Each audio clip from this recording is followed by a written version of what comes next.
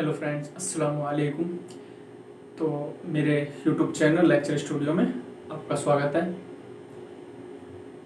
आगे जहां हमने कल छोड़ा था उससे आगे पढ़ना शुरू करते हैं। तो हमारा पहला चैप्टर क्या था? केमिकल रिएक्शन एंड इक्वेशन, रासायनिक अभिक्रिया एंड समीकरण।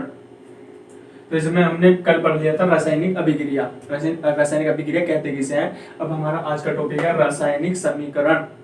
तो रासायनिक समीकरण, रासायनिक अभिक्रिया को रासायनिक समीकरण द्वारा निरूपित किया जाता है, यानी डिनोट किया जाता है। रासायनिक अभिक्रिया, पहले हमने देखा था कि रासायनिक अभिक्रिया होती क्या है, यानी अभिकारक और उत्पाद को क्रिया कराकर हम एक नया पदार्थ बनाते हैं, उसे हम कहते हैं रासायनिक अभिक्रिया। लेकिन उसे हम दिखाएं कैसे कि किस टाइप से हम करते हैं, तो उसमें हम उसे हम कहते हैं रासायनिक समीकरण में दिखाते हैं हम कि अभिक्रिया करते कैसे हैं। तो रासायनिक समीकरण, आगे चलते हैं। रासायनिक समीकरण में अभिकारक यानी रिएक्टेंट और प्रोडक्ट हमारे पास कोई पदार्थ ही होगा, जैसे हाइड्रोजन, ऑक्सीजन, मैग्नीशियम या आयरन, इनके सिंबल होते हैं। तो उनके सिंबल्स का इस्तेमाल किया जाता है।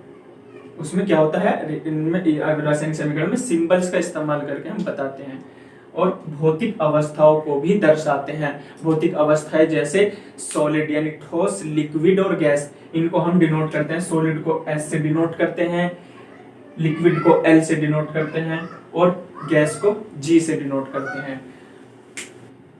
तो उदाहरण क्या है? उदाहरण, मैग्नीशियम एक रिएक्टेंट है। मैग्नीशियम और वायु में ऑक्सीजन मिलती है और ऑक्सीजन के कारण ही आग लगती है। अगर ऑक्सीजन वायु में ना हो तो आग ना लगेगी। तो इसलिए मैग्नीशियम को वायु में जलाने पर हमें मैग्नीशियम ऑक्साइड प्राप्त होती है या मैग्नीशियम ऑक्साइड बनती है। तो इसमें हमारे रिएक्टेंट कौन से हैं? मैग्नीशियम और ऑक्सीजन हमारे इसमें रिएक्टेंट हैं, यानी अभिकारक हैं। और क्या हो रहा है, जलाने पर हमारे पास जो बननी है और मैग्नीशियम ऑक्साइड, तो हमारी क्या कहलाएगी? उत्पाद। अब हम इसे समीकरण को सिंबल्स के द्वारा डिनोट करते हैं। सिंबल्स के द्वारा समीकरण देखते हैं हम ये कैसे बनेगी। यानी मैग्नीशियम, तो मैग्नीशियम का सिंबल्स क्या है? Mg। तो मैग्नीशियम को किसके साथ क्रिया कराने पर, यानी वायु की उपस्थिति में जलाने पर, तो वायु क्या है हमारे पास?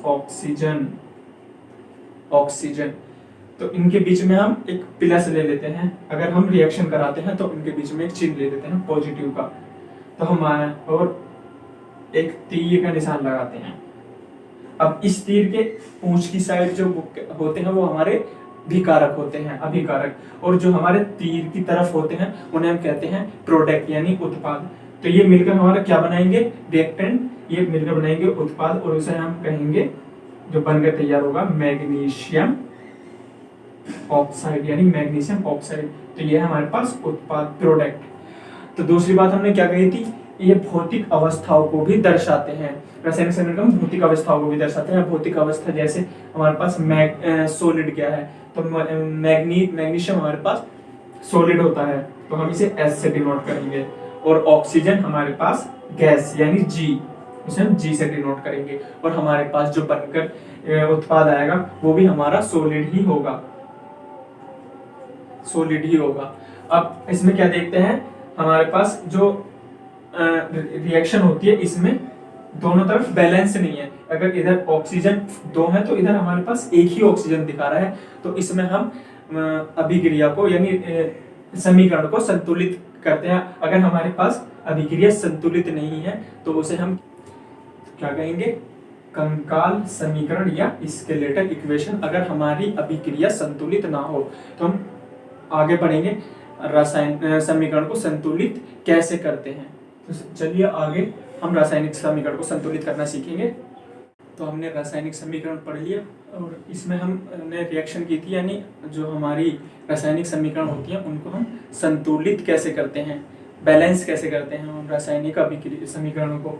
तो रासायनिक समीकरण को बैलेंस करना सीखेंगे। जैसे हम ले लेते हैं, तो पहले हम कोई हल्की सी इक्वेशन ले लेते हैं। मान लो वाटर ले लेते हैं, हाइड्रोजन और हाइड्रोजन के भी वायु में 2 ही एटम होते हैं, और ऑक्सीजन के, ऑक्सीजन, इनसे हम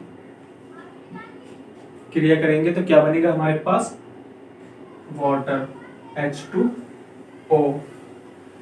तो क्या देखते हो उसमें, हाइड्रोजन। अब बैलेंस कैसे करेंगे, हम देखेंगे हमारे पास ये वाले रिएक्टेंट और उत्पाद में पूरे हैं। जैसे हमारे पास H2, हम वाटर में देखेंगे H2 यानी पूरे हैं, और ऑक्सीजन यहाँ पर 2 हैं और यहाँ पर 1 ही है। तो हम क्या करेंगे, जो जितने हमारे पास ऑक्सीजन यहाँ है, यहाँ पर है, तो हमें यहाँ पर भी उतने ही करने पड़ेंगे।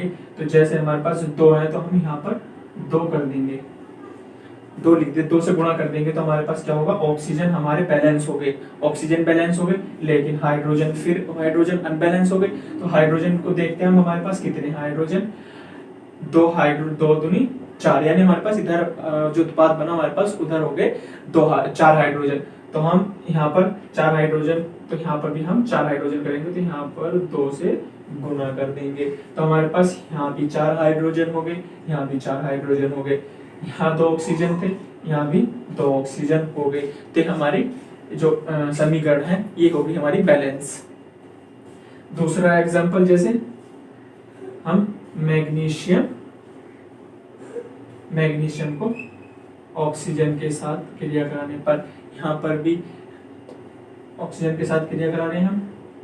और हाँ, इसमें हम डिनोट करना भूल गए, यानी जो भौतिक अवस्था होती है, तो हाइड्रोजन हमारे पास क्या है, सॉलिड।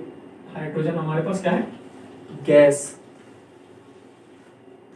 और ऑक्सीजन ये भी गैस। और इन्होंने बनाया क्या, लिक्विड, वाटर लिक्विड ही होता है, वाटर बनाया। अब हम यहाँ देखते हैं मैग्नीशियम और ऑक्सीजन क्या बना रहे हैं, मैग्नीशियम ऑक्साइड। तो यहाँ देखते हैं हमारे पास मैग्नीशियम 1, तो इधर भी मैग्नीशियम 1, यहाँ पर ऑक्सीजन 2, लेकिन यहाँ पर ऑक्सीजन 1 है। तो हम क्या करेंगे, बैलेंस करने के लिए 2 ऑक्सीजन करेंगे, यहाँ 2 से गुना कर देंगे। तो क्या देखा हमने, हमारे पास ऑक्सीजन तो बैलेंस हो गई, लेकिन मैग्नीशियम अनबैलेंस हो गई। तो यहाँ पर जितने मैग्नीशियम है उन्हें यहाँ पर 2 से गुना कर देंगे मैग्नीशियम के साथ। तो अब देखते हैं, मैग्नीशियम 2, इधर भी मैग्नीशियम 2, ऑक्सीजन 2, इधर भी ऑक्सीजन 2।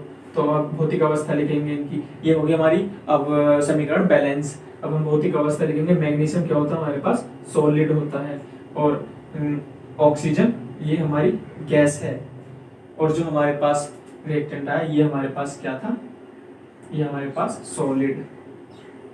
अब एक बड़ी इक्वेशन ले लेते हैं, यानी यहाँ पर समझ आ तो रहा होगा, लेकिन एक और अभिक्रिया हम बैलेंस करेंगे, यानी बड़ी अभिक्रिया ले लेते हैं। हम इसमें एक लंबी सी इक्वेशन देख लेते हैं कोई संतुलित करने के लिए। ये तो एक छोटी छोटी सी थी, तो हम एक बड़ी देख लेते हैं, उसे कैसे संतुलित करें बैलेंस करने के लिए। हम ले लेते हैं आयरन और वाटर, 2 पदार्थ हैं। जब हम आयरन की क्रिया जल के साथ करते हैं तो हमें क्या प्राप्त होता है, फेरिक ऑक्साइड Fe3O4। ये तुम्हें याद करने पड़ेंगे नाम, फेरिक ऑक्साइड, यानी ये जो हमारे यौगिक बनते हैं। और हमारे पास क्या बना, 2 H बचे थे, ये अलग हो चुके। अब हम क्या देख रहे हैं कि हमारे पास तो असंतुलित अभिक्रिया है, यहाँ पर फेरिक ऑक्साइड 1 है, लेकिन यहाँ पर तो 3 हो रहे, ऑक्सीजन 1 है, यहाँ 4 हो रहे। तो हम क्या देखते हैं, हम एक टेबल बना लेते हैं जिसमें हम पता लगाएंगे कि कैसे बैलेंस करनी है हमें अभिक्रिया। यानी ये हमारे पास तत्व, क्या क्या हमारे पास तत्व, आयरन है, हाइड्रोजन है और ऑक्सीजन है, ठीक है। तो हम क्या देखते हैं, इसमें से अभिकारक कौन से हैं, यानी अभिकारक अभिकारक में कितनी संख्या थी और हमारे पास उत्पाद में कितनी संख्या रह गई। तो हम देखेंगे आयरन की अभिकारक में कितनी है 1, और जो हमारे पास उत्पाद आया उसमें कितनी है 3, हाइड्रोजन कितने हैं 2, कहाँ अभिकारक में, और यहाँ पर कितने हैं, यहाँ पर भी 2, यहाँ पर भी हाइड्रोजन 2 है, यहाँ पर भी 2 है, और ऑक्सीजन यहाँ पर 1 और यहाँ पर 4 हमारे पास जो उत्पाद आया। तो हम क्या करेंगे, अगर हमारे पास उत्पाद में 3 आयरन है तो हम यहाँ पर क्या करेंगे 3 से गुणा कर देंगे, यहाँ पर 3 से गुणा कर देंगे तो कितने आयरन होगा हमारे पास 3 आयरन, इधर भी हमारे पास 3 आयरन, और हम देख रहे हैं यहाँ पर ऑक्सीजन हमारे पास 4 है, लेकिन यहाँ पर तो हमारे पास एक ही ऑक्सीजन है। तो हम क्या करेंगे ऑक्सीजन को 4 से गुणा कर देंगे तो हमारे पास अभिकारक में भी 4 ऑक्सीजन हो जाएंगे। यहाँ पर हमने ब्रैकेट में कर लेंगे, तो यहाँ पर हमने ऑक्सीजन को 4 से गुणा किया तो यहाँ पर भी हमारे पास ऑक्सीजन 4, यहाँ पर भी हमारे पास ऑक्सीजन 4, यहाँ पर आयरन 3, यहाँ पर भी आयरन 3। लेकिन अब हाइड्रोजन देखते हैं, हाइड्रोजन यहाँ पर 2 और यहाँ पर तो फालतू हो गए, यहाँ पर हो गए 8 ऑक्सीजन, 2 चौक 8। तो हम क्या करेंगे यहाँ पर हाइड्रोजन में कितने की गुणा करेंगे 4 की। तो हम यहाँ पर हमारे पास कितने हो गए थे 8 हो गए थे क्योंकि हमने 4 से गुणा की थी। तो हम यहाँ पर 4 से गुणा की थी तो यहाँ पर भी हमें 4 से गुणा करनी होगी, तो हमारे पास यहाँ पर भी हाइड्रोजन 8 हो जाएंगे। अब देखते हैं हमारी इक्वेशन बैलेंस हुई या ना हुई। तो यहाँ देखेंगे हम आयरन हमारे पास 3 है, इधर देखते हैं प्रोडक्ट में हमारे पास कितने आयरन है 3 आयरन है, और यहाँ पर हमारे पास हाइड्रोजन 8 है तो यहाँ पर भी हमारे पास हाइड्रोजन 8 है, और यहाँ पर ऑक्सीजन 4 है तो यहाँ पर भी हमारे पास कितने ऑक्सीजन है 4 ऑक्सीजन है। तो हम अब इन्हें हमें क्या करना है, ये तो बैलेंस हो गई, अब इनकी क्या रह गया भौतिक अवस्था लिखनी है। तो भौतिक अवस्था पहले इस इक्वेशन को उतार लो, ये हटाकर प्लस ब्रैकेट हटाकर 4H2O Fe3O4 प्लस कितने हाइड्रोजन 8 हाइड्रोजन।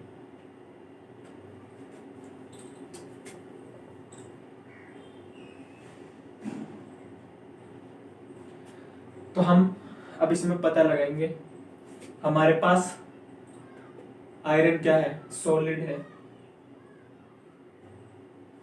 वाटर क्या है लिक्विड, और फेरिक ऑक्साइड क्या हमारे पास सॉलिड,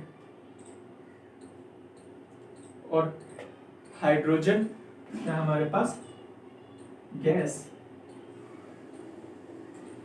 तो ये होगी हमारी अभिक्रिया को ये हमारी अभिक्रिया संतुलित होगी, और सॉलिड स्टेट में भी हमने लिख दी यानी फिजिकल स्टेट में।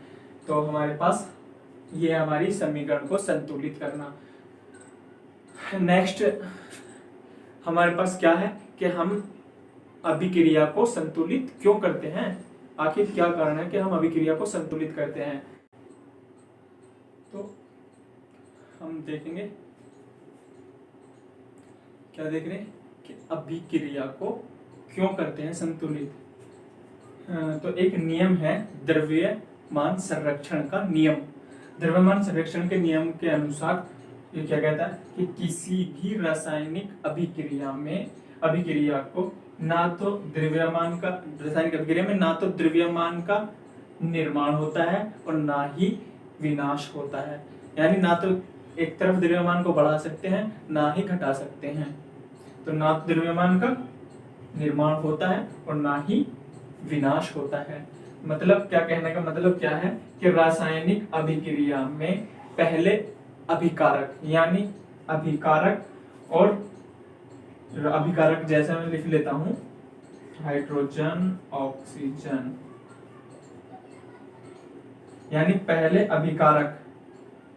अभिकारक एवं उसके बाद उत्पाद, अभिकारक और उसके बाद उत्पाद, दोनों पदार्थों में परमाणुओं की संख्या बराबर होती है द्रव्यमान संरक्षण के नियमानुसार। अभिकारक और प्रोडक्ट यानी उत्पाद में दोनों में परमाणु संख्या बराबर होती हैं। तो इसीलिए हम कहते हैं, इसलिए हमने जो पहले पढ़ा था कि अभिक्रिया संतुलित किस लिए करते हैं, इस नियम के अनुसार हम करते हैं अभिक्रिया को संतुलित, वरना ये नियम फेल हो जाएगा अगर तुम संतुलित न करोगे द्रव्यमान संरक्षण का नियम। और अगले लेक्चर में हम पढ़ेंगे रासायनिक अभिक्रिया के प्रकार। अगर वीडियो अच्छी लगी हो तो शेयर करें, सब्सक्राइब भी करें, और आपको अच्छी लगी हो वीडियो तो कमेंट से जरूर करें, और चैनल को ज्यादा से ज्यादा शेयर करें। और मैं थैंक्स कहना चाहूँगा उन सभी को जिन्होंने मेरी पिछली वीडियो को शेयर किया। Thank you for share my video.